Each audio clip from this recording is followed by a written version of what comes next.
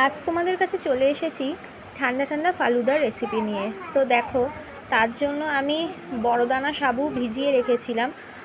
আর আমি আমুল দুধের পুরোটাই করেছি। তো আমুল দুধ ফুটিয়ে আমি করব। প্রথমে আমি গ্যাসেতে আমুল দুধ ফোটাতে দিয়ে দিয়েছি। তো সেই দুধটাকে আমি ফুটিয়ে প্রথমে একটু গাঢ় করে নেব। যতটা সম্ভব গাঢ় হবে ততটা সম্ভব কিন্তু ফালুদাটা টেস্টি হবে। তো সেক্ষেত্রে দেখো, দুধ ফোটাতে দিয়ে দিয়েছি আর আমি বড়দানা সাবু ভিজিয়ে রেখেছিলাম।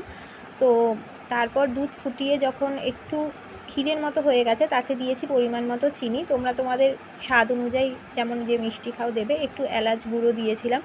আর তারপর বড়দানা সাবুটা আমি আস্তে আস্তে জল ঝরিয়ে দুধের মধ্যে দিয়ে দিয়েছিলাম।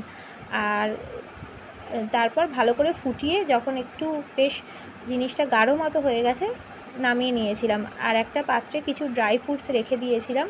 তোমরা তোমাদের ইচ্ছা মতো যা খুশি ফ্রুটস ইউজ করতে পারো। আমি একটু চেরি, একটু খেজুর, একটু আমন্ডস, একটু কিশমিশ এই টাইপের ইউজ করেছি।